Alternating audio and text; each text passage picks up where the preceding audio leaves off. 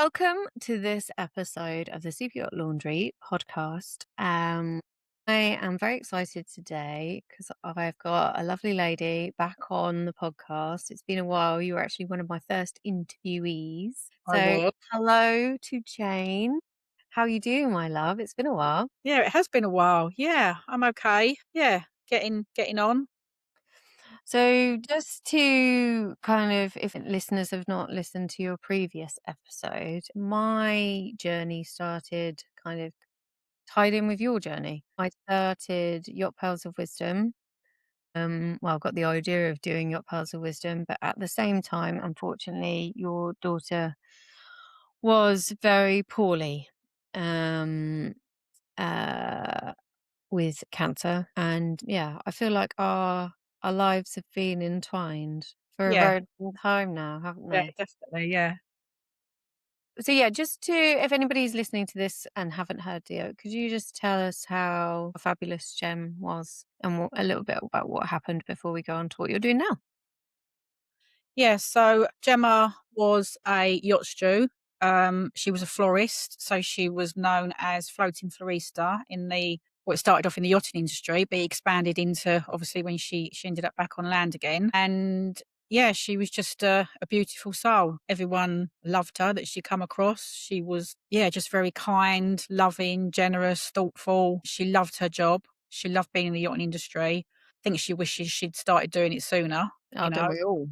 We all do that when we get on board. Most of us are like, Yeah, exactly. What I've been doing for the last 10 years. You know, certain things happen in life and you go down different paths and that's, that's the path you take. And she ended up, yeah, in the yachting industry, following her brother out there, who'd been out there for quite a while. And yeah, she loved it and she just climbed the ladder really quickly. And yeah, the best thing she ever done, with her life that and sadly in 20, after her second routine smear test when she was 28, she was diagnosed completely out of the blue with cervical cancer. She'd had no symptoms, no illness. She was healthy. Everyone who knows Gemma or knew Gemma knows that she was, always on the go, always doing something. She practiced yoga every day. I mean, she grew up being a dancer and a fitness freak, and that's what she done for years and years and years until she went out onto the yachts. And once she was on the yachts, obviously she couldn't dance and she couldn't do a lot of things that she was used to doing. So she practiced her yoga a lot more. She'd go hiking if she was off. She loved to walk. Yeah, she was very fit and healthy. Always was throughout her life. And this just came from out of the blue, nowhere. So it was obviously a huge shock. And what was diagnosed originally in February 2020 with early stages of cervical cancer, within 6 months had developed into stage 4 cancer. They said it was incurable but treatable. So then began the journey that she went through with, many procedures and surgeries and treatments and, the usual chemo and radiotherapy and everything. She'd done really well. She'd done really, really well for a year. You wouldn't even think if you didn't know Gemma, you wouldn't even think she was going for anything if you saw her when she was having chemo because she was so positive, so determined to beat it, and just looked really well considering what she was going through. And then she went into remission at the beginning of 2021, which was great. For 3 months, she was trying to get her life back together, planning on going back to work, being Gemma again, practicing her yoga again, doing her walks, her hair was growing, everything was going really well. And then she had her 3-month checkup, which they said she would be having every 3 months for the next 5 years. Once they said she was in remission, she'd have a scan and blood tests. And from that first scan, for the first 3 months, they found 2 lesions on her liver that was consistent to the cancer that she had, which meant that it was back again. And then from there, it escalated and just spread over her liver. It went to despite more procedures and treatments, it went to her back. yeah, she put up And a really good fight, didn't she? yeah, yeah, she did. She was so I mean, for that first year, she was so, so positive and determined to beat it and get her life back. I used to take her out, and even when she was in her wheelchair, I used to take her out, and she'd say to me, I just want my life back. I'm gonna beat this. I'm gonna do this. I'm gonna," and she was so positive. But when it came back and she started having the issues with her liver, after the first procedure she had to try and, get rid of the lesions that was on her liver, she was never Gemma that she was in that 3 months again. She just, I don't know, she just felt so ill all the time, and I felt there was a lot more going on, but they just kept saying to me it was, the after effects of this liver ablation that she'd had, and she will get over it, and just to monitor blood pressure and temperature and things like that, which was all fine, but she just wasn't right in herself, and then it turns out it was because it had got into her back, and she started having a lot more sort of like therapy and stuff, like physiotherapy and nutrition help and all sorts of things, different medications and more chemo, and it just become very, very aggressive very, very quickly. Yeah, and then we found out a couple of months later it was in her back, and then it ended up in her brain, and that's when they said they couldn't do anything else for her apart from the immunotherapy that we'd originally talked about, which we originally didn't have the money for, which then, amazingly the money was raised for. But at that particular time, they said that she was too poorly to take the immunotherapy because you have to be at a certain fitness level for certain treatments, and for the clinical trials, you have to be a certain fitness level. So they said that as much as they couldn't do anything for her right that minute, they'd exhausted everything on the NHS. They said that they will monitor her for the next 3 or 4 weeks and see how she goes, and then Yeah. we'll talk about the immunotherapy again, because by then, obviously, we had the money, but unfortunately, it just didn't happen because she just deteriorated really quickly. Yeah, and then we lost her in October 2021, which was 20 months from the original diagnosis. And I literally my first ever event, was her funeral. Mm. So when I had my first event, because it was really clear when I started Yacht Pearls of Wisdom, it was just trying to spread information for women on board. And at that point, I'd only ever focused on like financial stuff and like trying to make it had not really dawned on me until Jem's story that actual physical health is impacted by being on board. There's stuff Mhm. that women need to consider when they're going traveling, if you know what I mean. Yeah, well, I don't think anyone really. Yeah, it probably crossed people's minds, but I think until, we didn't. When she was away, we didn't think about it. It's just when she came home she had her leave in October 2019, which coincidentally coincided with her second smear test appointment. And, she had that done, went back to work, thought everything was fine. And then a couple of weeks later, the letter came through to say that it was abnormal and they wanted to see her again within the next 3 months. But then she was back in the States. So then she had a little bit of a panic about where she was going to have it done because she didn't want to have it done over there. And I said, well, if you're that adamant you don't want to have it done there, which you're mad because you're in America and it's meant to be the best place in the world for medical things, then book your appointment, fly home the day before, have your appointment, fly back the next day if you can get the I 3 days. think I think, with women, it's quite an intimate, thing. Do you know what I mean? I can It's see very from it's her perspective, she wanted to come and have it. She didn't want to go to a strange doctor in a strange land type thing, and I can kind of get that. Yeah, I Um, mean, I got it totally, but I said, if you can do that, then do that. But, you know what it's like in the yachting industry when you're at work, and the logistical side of it just wasn't working. It was, the flights was ridiculously expensive. The boat was moving about. It was just, she couldn't yeah. do it. So she had to have it done over there, which turned out to be okay in the end. She was all right about it. She went to a nice place. I think it was in Palm Beach, where she went. And, yeah, but then obviously from there she had to go again and then again, and then she got referred to another doctor, and it just went on and on and on until she was referred to a gynecologist in Miami, and that was in February. After doing more tests, they came back with the diagnosis. Oh, I think one of the things with Gem's boat, like Gem's boat was very supportive. Yeah, they was, They yeah. were, they did let her, but a lot of boats, when we first covered it, when I did an event in the south of France, like a girl came up after hearing your story and Gem's story. She was like, my captain said that it's not necessary. She said she was due to get a smear and she needed to get it done. He was like, well, it's optional, isn't it? I remember you telling me a yeah, I remember you telling me about. It's optional, like, no, it's not, unfortunately, because if it was optional, none of us would get it done, if Exactly. you know what I mean. We all know that we have to get it done. Yeah. It's just, obviously that was a few years ago now, but it's still, women need to understand that it doesn't matter. You have to get it Well, done. And you now know, either the boat's with you or not. And I would just kick up a massive stink about it because that's what boat expenses are for. That's what insurance is for. If you had a tooth fell out, or an abscess, the boat would pay for that. yeah, yeah, Do exactly, you know yeah, what I mean? So it just blew my mind. But yeah. what the work that you've done, so obviously after Jem passed, what did you have it in your mind to do next? So, we had the idea of setting up the Floating Florista Foundation in memory of Gemma and to basically spread awareness of the importance of cervical screening, which in the UK was originally called smear test. It's now called cervical screening, and how important it is to keep having your routine tests because in Gemma's case, like she had no symptoms, and there's all these platforms and charities and all these people out there that talk about symptoms all the time, look out for this, look out for that, which we all read about, we all see, we all know what they are.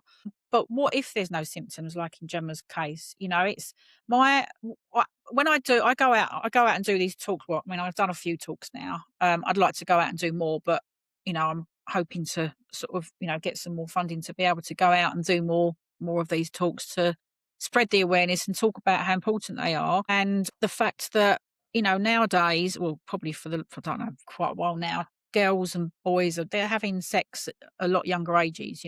So take for instance, if a young lady was having sex at 15 and she's not having her cervical screening until she's 25, which is another story about when they start and how often they're done. But she's not having her first cervical screening until she's 25. That's 10 years of intimate relationships, with things that could be going on inside that she doesn't know about because there's no symptoms. If there is symptoms, fine, she'd go to the doctor and say, I've got this symptom or whatever.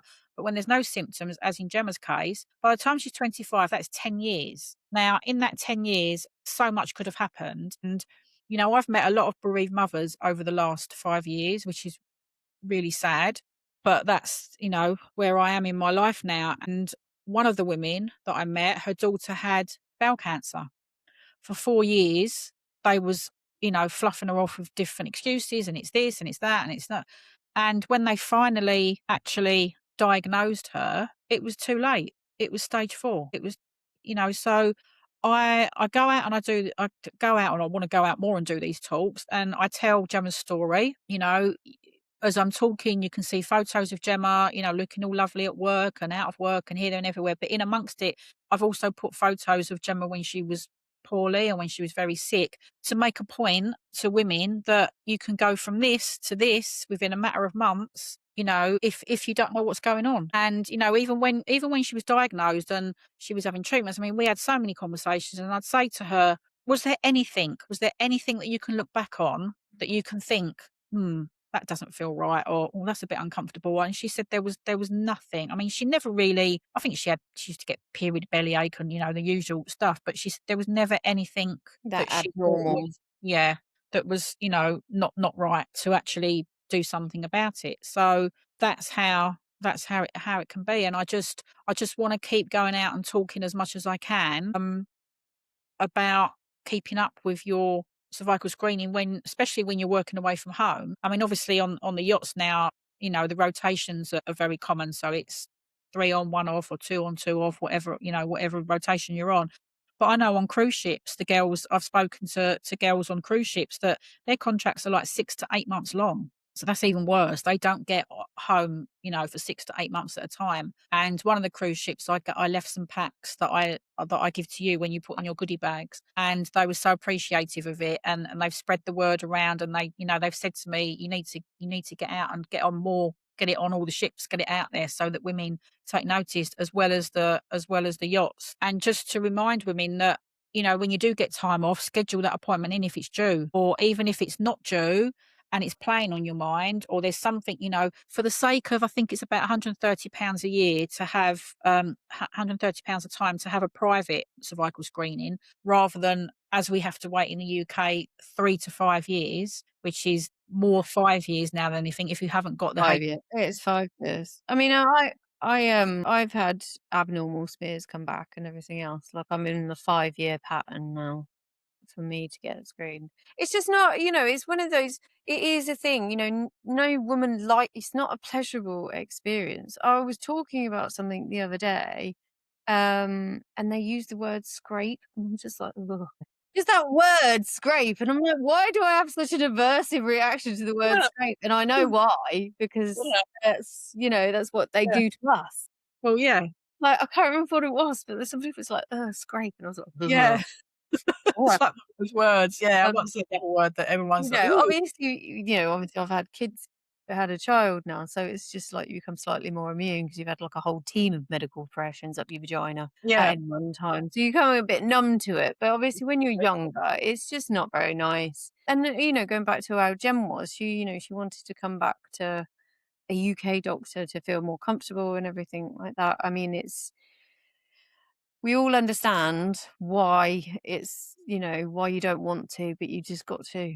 Yeah. It's a very small part of your health and well-being as a whole. Well, And it I is. think with the stress with working on board, obviously you saying that you didn't notice anything abnormal. The amount of women on board that have irregular periods, they have Yeah, I all thought sorts that. of things going on because of the stress and hormone levels, and they might be dieting at the same time. We've covered a lot of these things previously, which the boat insurance, medical cover covers these things. When I've spoken to Medair, most common thing is, UTIs Yeah, and not taking your contraceptive out there, and just not planning ahead for your own, health. yeah. But I think, it has got a lot better. I mean, we've not covered obviously this topic specifically for a while. Obviously, the last time I did, I got a girl come up and basically a captain basically said, "Oh, it's just optional, and you don't need to get it." First of all, that's not your decision whether it's optional or But not. yeah. But no, it's not. Well, that's why I wanna meet, like, even when I do the talks, like, I want men to be there, like, obviously I've done that talk at the Superyacht, charities ball, which was, there's 500 people there, and there was a lot of men there. I'm sure there was some captains and chief officers and whatever that have all got sisters, daughters, wives, girlfriends, females in their lives, and went away thinking something different to what that they hadn't thought about before after they listened to Gemma's story. When I've been on to a couple of yachts and done some talks to some interior teams, and I said the guys are welcome to listen in and stand in as well, so they understand it as well, especially the captains and the chief officers. They need to understand how important it is. It's the same as the guys. Like, the guys need to check themselves as well, and if they find a lump, they're going to need to go and get it checked out. So is a captain going to say to a guy on board, the chief officer or whoever, or is it necessary? Yeah. Because he should, it's the same thing. It swings both ways. It's the same for men as it is for women. And it's not just your smear test. Women have to check their boobs as well regularly because I've got a very, very dear friend now who lost her daughter a year before me. She was diagnosed with breast cancer when she was 21. She lost her when she was 25. People say it about Gemma as well, but she's too young. She's fit and healthy. She's this and that. And I said, it doesn't matter how old or young or fat or thin or tall or short or what colour you are. If it's going to get you, it's going to get you. Doesn't matter. So everybody needs to be aware of this. And the Guyanese around the world list was compiled by yourself and Gemma Holbert, and it's available on the Yacht Stew website to look up. So there's reputable English speaking gynecologists that have been recommended that are on this list all around the world. It's also in the Super Yacht Services Guide. So if anyone is worried about where they are and, oh my God, I'm in the Caribbean, I don't want to go to a grotty, there will be an option on now to look up. I had actually a young lady dancer on one of the cruise ships that I'd been on a while ago. She messaged me a couple of weeks ago and said, "Can you help? One of the girls needs to see a gynecologist she's in America."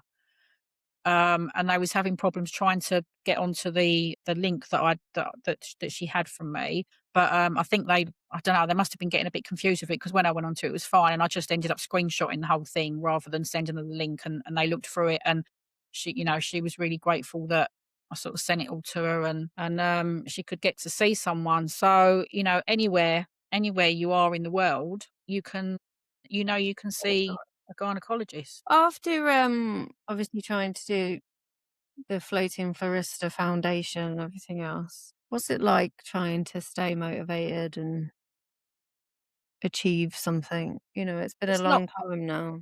It's not easy. I mean, I'm not gonna lie, it's not easy. I've been suffering with my mental and physical health, a lot. I'm trying to work on myself to get through without so much happening all the time, so much noise going on all the time. But there is a lot going on in my head all the time, 24/7. So I find myself I'm on a emotional roller coaster, which I know I'm going to be on for the rest of my life. And some days, some weeks, I sort of feel okay, and I think, right, okay, I get all motivated. I'm going to do this. I'm going to do that, and then something really simple might come into my head, or something might remind me of something or something, and then it just completely throws me again. And then I could be for days just not wanting to do anything again. So it is hard. And as much as I want to get out there and I want to do these talks, and sometimes I can talk, I'm absolutely fine. Some days I can't talk without breaking down. So the days that I do feel okay is when I try and get as much done as I can. And then if I don't do anything for days or weeks, then that's fine. I'll go back to it. But the reason, obviously, we're talking again now is because in June it's Cervical Screening Awareness Week. It's the 15th to the 21st of June. So I thought it would be a good time to obviously, pop up again and remind everyone about their cervical screening and how important it is to make the appointment, keep the routine checkups going. If you haven't made We need to get everybody's attention. What can we do? We can perhaps say so like, "Get the scrape." Maybe I should have a strap. Oh, no. You can't use the word scrape. That would definitely put everyone Get off. the scrape. Go But, for it. I mean, I never like the statistics show that 1 in 3 women have not been for their, cervical screening tests. So in the UK, that is like probably, I think I read it's around like 5 million women that haven't attended or are overdue, or I mean, that figure needs to come down drastically. They say that, this HPV is helping with cervical cancer and stuff, but I don't know if, young girls and women are going to have unprotected sex and the HPV's there. And, the HPV is the cause of the most common cervical cancer, which grows from the inside of the cervix out. But Gemma had the rare form of cervical cancer, which grew on the outside of her cervix, which they explained to us in America that a nun who doesn't have sex could get this. So, there's different HPV, there's all different variations of HPV, and the higher the levels are in your blood tests and the tests that they do, it's more likely that you could develop cervical cancer. And so many people have HPV. Don't I mean, if you have got HPV and you're told you've got HPV, don't panic. It's not like you haven't got like, AIDS or syphilis or anything like that. It's a virus that lives inside probably 99% of all of us. We've all had it at some time. I know I've had it, but it's not treatable. They don't give you anything for it. You don't even know it's there. It just lives in your body for a couple of years and then it'll pass. Sometimes it doesn't. I do know someone that had it for quite a number of years, which was quite concerning, but it went in the end. But yeah, so it's not, if your tests come back and it says, oh, you've got HPV, don't panic, because it doesn't mean, it's just, It's a tricky one. Like I said, perhaps my strap line, "Get the scrape," is probably not the best. no, You've but got to it's crap, It's it's a horrible thing that you have to go and do, but you just have to do it. You've just got to suck it up. These are the joys of being women. It's just well, one of those exactly. other added little bonuses that we have to experience. We were I know. born a woman. So But I you want just the guys to crack on. encourage them as well. I want the guys to encourage speak to them about it. Don't be like it's a taboo subject. Like, if you're in a relationship or you've got a sister or, a female in your life that you care about, talk about it. Don't be scared. Just say, oh, have you had a psychological screening recently? If you got one booked, just talk about it. And especially on board, and especially if you're new on board, that's the worst thing, like frightened to ask anyone to be able to do anything. But if you have got an issue and a problem that you're worried about, then speak to your superior and speak to someone who you feel comfortable speaking to, and start the ball rolling to be able to get off. I know a few girls that obviously where it's been talked about for a few years now. I think one of the girls out on TV said to me that her doctor would be quite happy to go on board and like do like a mass cervical screening amongst like the interior crew if that's what they needed, which I thought was quite a good idea if it was all kind of, you know, the right time for everyone. But I don't really know how it would actually. I don't know about that. There's lots of group activities. I don't know whether that would be on my, even if we go for a bottle of, Whispering Angel afterwards, it might, it's not probably high on my list.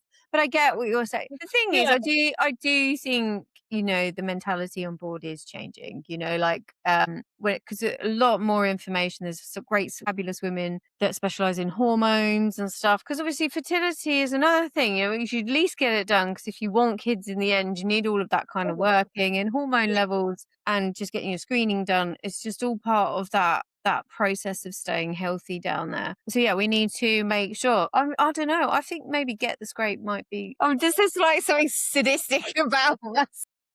we have the hashtag, the Do It for Gem hashtag, which is quite good. That's I was. nicer than get the scrape for Yeah, I sure. mean, the first couple of years, first few years, I was getting a lot of messages, through social media, different platforms and stuff, and girls that I didn't know, they was messaging me saying, "Oh, I just wanted to let you know that I've booked my appointment or I've had my smear test, and then let me know if it's fine." And they'd hashtag and they'd put pictures up and put hashtag Do It for Gem, which I thought was really lovely.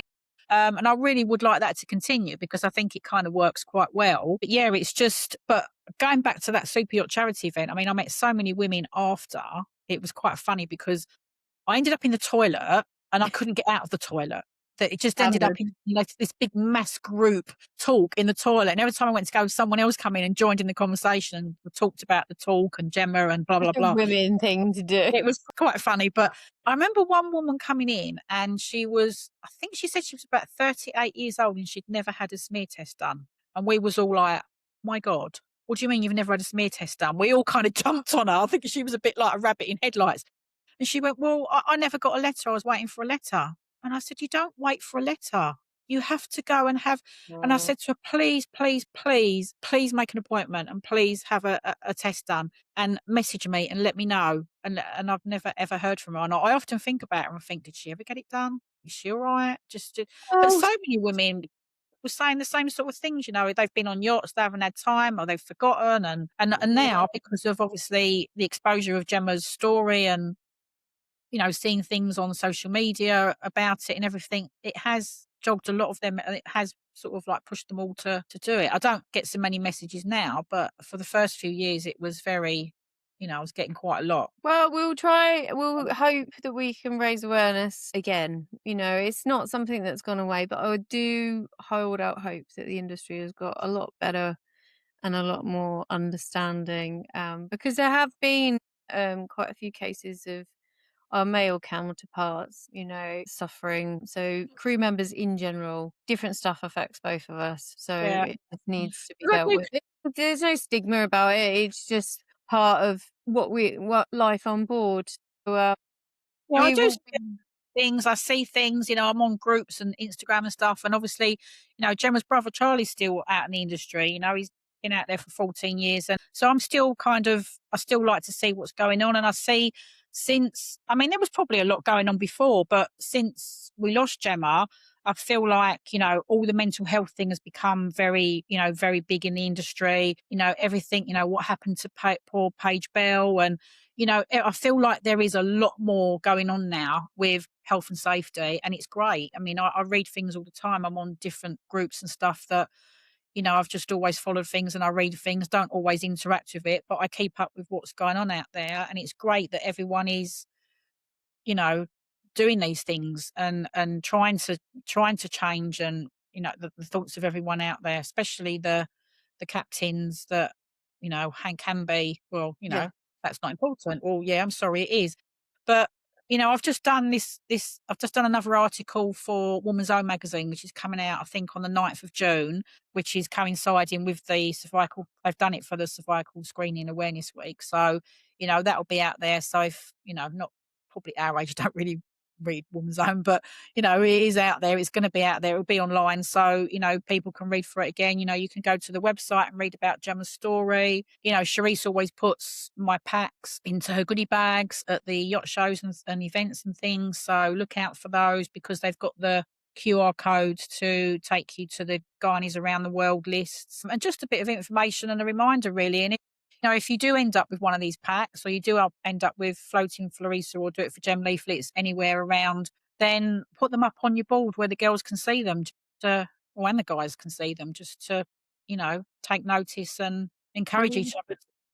we will definitely spread the word, obviously, at the beginning of June, but I am doing the crew welfare bags this Monaco. So if you're a Yeah, crew member and you end up in Monaco, you want to get your hands on one of the bags, and we'll have the details in that as well. Thank you so much for coming on again, Jane. I really right. appreciate it. Lovely catching up with you. And yes, again, a fabulous message that needs to be repeated over and over and over again. Yeah, I think we'll stick with hashtag do it for Gem now until we Cherise thinks of something a little bit better than Getting to scrape. No, it's definitely something we need to keep repeating. But thank you very much for coming on. yeah, make sure you look after yourselves and keep up with your screening and appointments and, just look up the gynaes around the world if you're somewhere where you're not sure about, and there will be a recommended gynecologist on there. Perfect. Yeah. So yes, Superyacht Services Guide. Waiting for us to foundation. We've got it on ours. There's tons of information, but there's no excuse and there's no reason. If your captain's saying no, leave the boat because he's obviously a dickhead.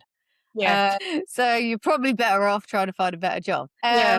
So if you've enjoyed this as an episode, listeners, we've got more to come. But thank you very much, Jane. Until next time, Bye. take care. Bye.